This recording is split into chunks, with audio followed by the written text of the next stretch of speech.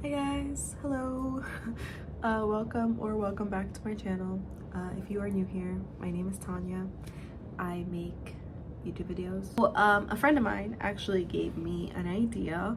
So usually I post on my Instagram when I find really good quotes that I like when I'm reading. So what I've decided to do was I've decided to pick out some of my favorite quotes in books that I've read. Some of them I have posted and are on like my highlighted stories on Instagram. Some of them are not. I actually looked through some other books that I've read and enjoyed and found some quotes that I really loved. So I've posted the pages where the quotes are. I'm gonna read them to you guys and try to explain to the best of my ability what I loved so much about the quotes. Let's get on with the video. And the first book, I will obviously be telling you guys what book it's from. The first book, I've mentioned this book so many times, you guys are gonna hate me. The Count of Monte Cristo. This is my copy. She's really broken and really damaged. I actually got a new version. And I tried to keep the amount of quotes that I'm gonna talk about to a minimum since I have multiple books. That way I'm just not like talking about every single quote in every single book that I love. But if you guys would like to see a part 2, I would be more than happy to make part 2. So if you want that, leave a comment down below. So this quote: "The friends we have lost are buried in our hearts, not in the earth. I have 2 friends who are always with me in my heart. One is the man who gave me life. The other is the man who gave me intelligence. I consult them when I'm in doubt, and if I've done any good in this world, I owe it to their advice. Consult the voice of your heart, Maximilian, and ask it if you ought to go on showing me that gloomy expression." And then like a line later, he says, "A weakened mind always sees everything through a black veil. The soul makes its own horizons. Your soul is dark, which is why you see such a cloudy sky." I feel like ultimately we see things through the lens in which we see things through our own lens. If I'm going through a very deep depression, it's hard for me to see the good in things because I'm deeply depressed. So it's like I have a different veil over my eyes. Kind of like that whole like through rose-colored lenses, right? If you're so in love that you're wearing your rose-colored lenses, you see things through a completely different perspective than anyone else around you. If that makes sense. I hope it does. Yeah, even if it is dark, it doesn't have to stay dark. It's what you choose to create from it. The next one is Pride and Prejudice. I love a good yearning story. I love a good romance. I do read a lot of like dark gothic novels, gothic literature, but I love a good romance. So we're gonna talk about Mr. Darcy. Also, I have annotated a lot of these copies. I like to annotate my books. If you guys would be interested in a like how I annotate my books kind of situation, I would also love to make that. If you First quote, oh, I love this one. I've posted this one I think multiple times actually. "Vanity and pride are different things. Though the words are often used synonymously, a person may be proud without being vain. Pride relates more to our opinion of ourselves. Vanity to what we would do. Vanity to what we would have others think of us." I love this quote because I think that he's completely correct in saying that. You can be prideful without being vain. Pride can mean different things to other people. Most of the time when people have negative opinions of you, it can be from a deeper meaning within them. I've had experiences in my life where I've been called like bitchy, or I've been called like a lot of like different things, and most of the time it's not even just because of my personality. But yeah, I think that someone can be prideful without being vain. I don't think pride is always inherently a bad thing. I think that, like, for example, I'm proud of myself. I have a lot of pride. But I'm not vain. I don't think I'm better than other people. I don't think that any type of way like that. Next. we have a few Mr. Darcy quotes. So the next one, and this is the page we're on. Okay, so Elizabeth says, shall we ask him why a man of sense and education and who has lived in the world is ill qualified to recommend himself to strangers? Mr. Darcy says after, I certainly have not the talent which some people possess, said Darcy, of conversing easily with those I have never seen before.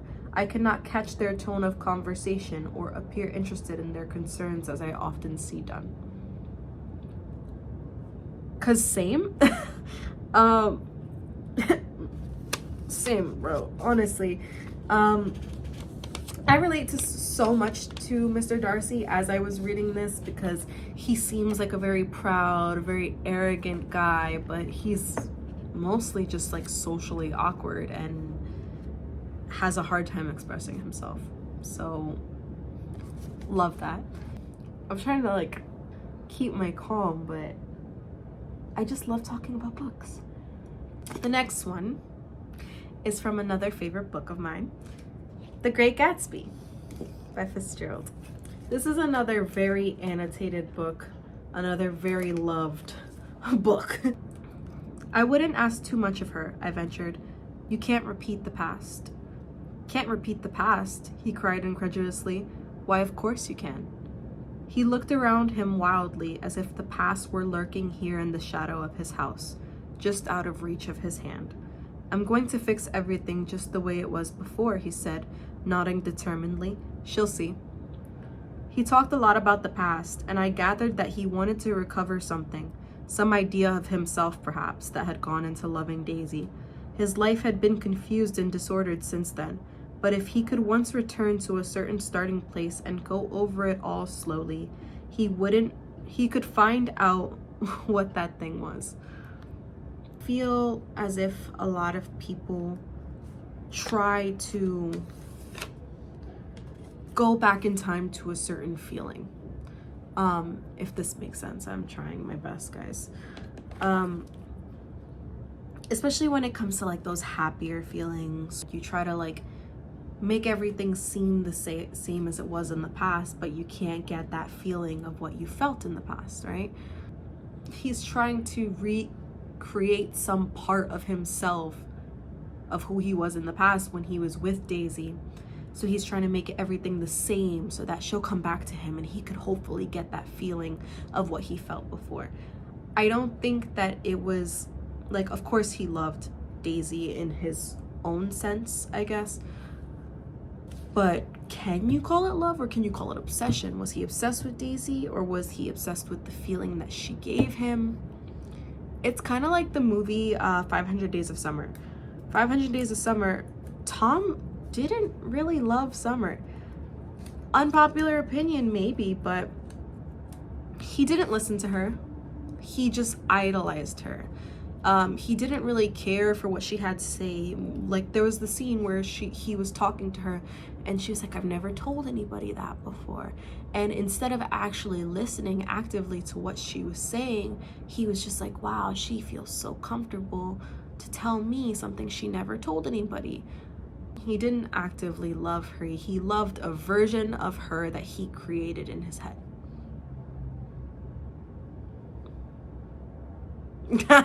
I'm not gonna do that. The next one. I hope that this is making sense. Harry Potter and the Prisoner of Azkaban. Could I do this favorite quote books? Could I do this favorite book quotes video without including a Harry Potter book? No, I could not. So the quote is towards the end. All right, we're gonna read a little bit before the part that I highlighted here. I thought it was my dad who'd conjured my Patronus. I mean, when I saw myself across the lake, I thought I was seeing him. An easy mistake to make, said Dumbledore softly. I expect you'll tire of hearing it, but you do look extraordinarily like James. Except for the eyes. You have your mother's eyes. Harry shook his head. It was stupid thinking it was him, he muttered. I mean, I knew he was dead. You think the dead we loved ever truly leave us? You think that we don't recall them more clearly than ever in times of great trouble? Your father is alive in you, Harry, and shows himself most plainly when you have need of him. How else could you produce that oh my god, I'm butchering this. How else could you produce that particular Patronus? Prongs rode again last night. I don't even have to say much. I think that's all I have to say. It's pretty self-explanatory for that one. Okay, so this book I've talked about multiple times. Letters to a Young Poet. I limited myself to 2 post-its just because if not, I would have posted this entire book. I would have posted it the entire everything. One is on the first page of the first letter. That's how you know. Also keep in mind, this letter was written in 1903 and it still stands. It's still something that, like, such good advice, I guess, or it just, like, it makes you feel something. If you know, you know. So I'm just gonna read from here to here. My dear sir, your letter only reached me a few days ago. I want to thank you for its great and kind confidence. I can hardly do more. I cannot go into the nature of your verses, for all critical intention is too far from me. With nothing can one approach a work of art so little as with critical words. They always come down to more or less happy misunderstandings.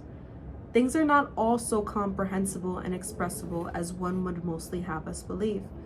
Most events are inexpressible, taking place in a realm which no word has ever entered.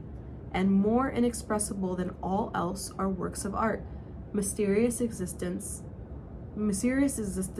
the life of which, while ours passes away, endures.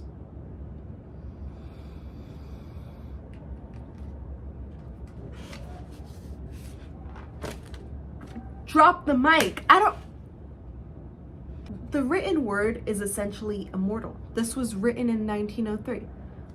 Some books that I've read were written in who fucking knows when. I think Don Quixote. I was reading Don Quixote, and Don Quixote was written in like 1800s, I think, if I'm not mistaken, in Spain. I've had so many times where what I was feeling I couldn't express into words. Sometimes it's very hard to do so. So most events are inexpressible, taking place in a realm which no word has ever entered. When I read this for the first time, I felt like I was being talked to directly. As crazy as that sounds. I felt like this was written to me. Cause I have those moments and I'm like, I feel so odd. Why can't I express what I'm feeling? Sometimes you can't express what you're feeling. Sometimes the feelings are inexpressible. The next one. Oh, this is also on my stories. This one is gonna be really hard to explain into words, I will say that. Dear sir, to be patient towards all that is unsolved in your heart, and to try to love the questions themselves, like locked rooms and like books that are written in a very foreign tongue. Do not now seek the answers which cannot be given you because you would not be able to live them. And the point is to live everything. Live the questions now.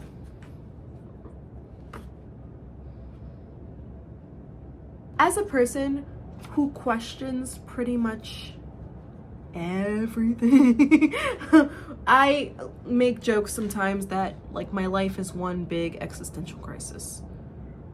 I question everything.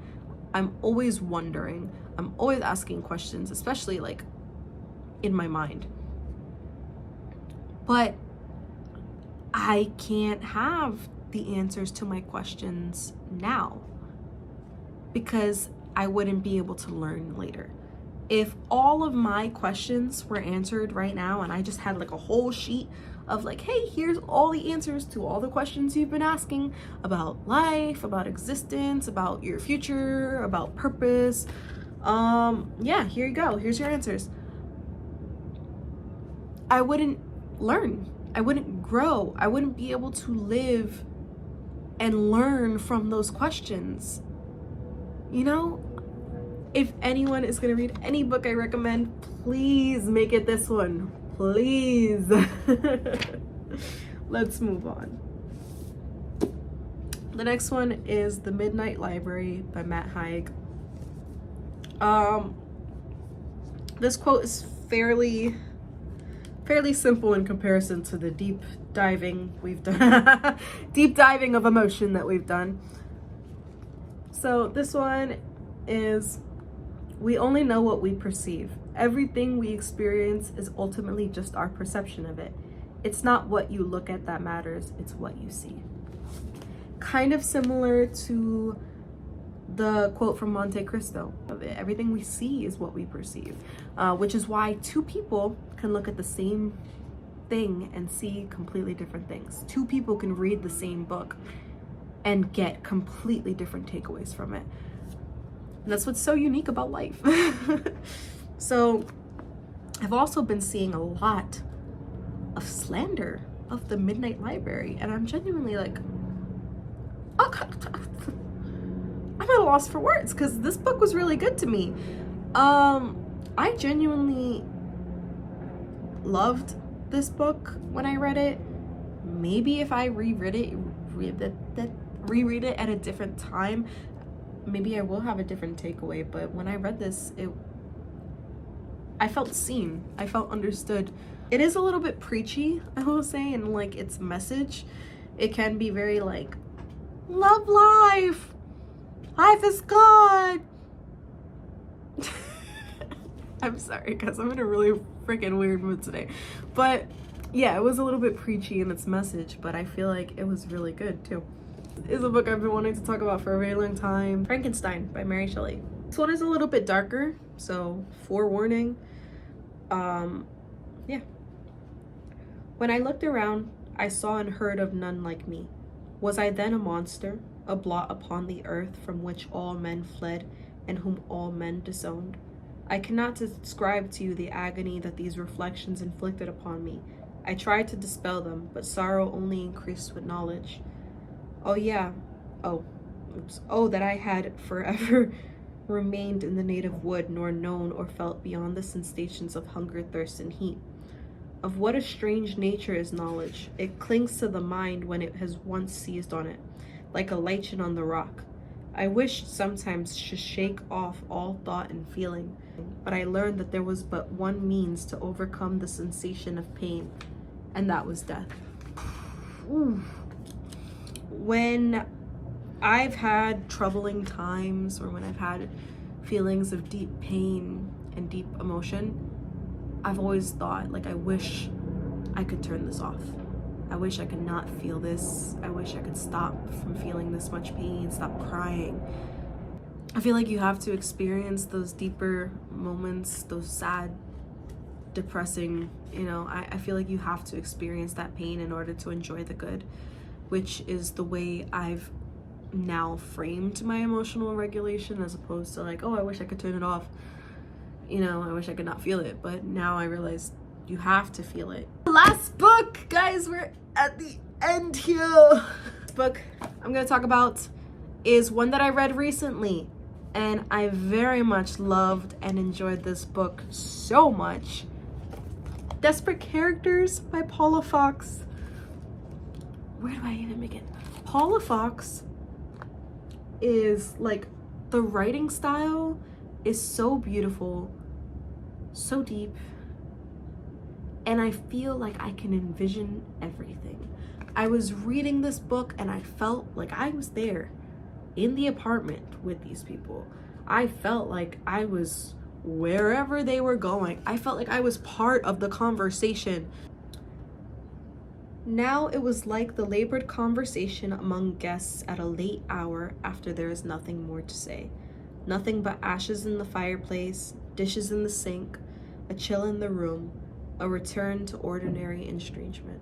And then the next one also made me feel like I was there. I felt, okay. On Saturdays, the streets simmered gently. House owners wore their working clothes. Old boys and girls in faded jeans and paint-spattered shirts cultivated the earth around the frail young trees on the sidewalk, or stood and gazed up at their houses with preoccupied stares. One carried a pail or a hose or a paintbrush, another a scraper for the drops of paint spotting their new windows, another a ladder to rest against the wall to climb and repair a weathered window strip. Both sides of the streets were lined with cars, many of which were small and foreign, some bearing a prominent label indicating the car had been purchased in Germany or France or England. I feel like it takes you in. This book, the imagery is so strong that you feel like you're present. Like, I feel the streets simmer gently, like it's a nice day, it's a little bit hot, you can feel the sun on your skin, but it's not like overly hot where you're sweating and feel gross. People are just getting work done around the house, doing things on their Saturday, and I love that so much. Like, this book was really good. I would highly recommend this book if anyone wants to read it. But yeah, that is all for this video today, guys. I hope you really enjoyed this video. I really enjoyed making it. I love talking about books, especially ones that I really enjoyed. So if you guys like this video, please make sure to leave a like down below. I really appreciate it. If you have any future suggestions, like I said, I would love to make a book about like how I would love to make a video about how I annotate my books. Talk to you guys about that if you're interested. Please let me know if you want to see a part 2 of like my favorite quotes and things like that. I could definitely do that. But yeah, thank you guys for watching. Love you, and I will see you guys in the next video. Bye.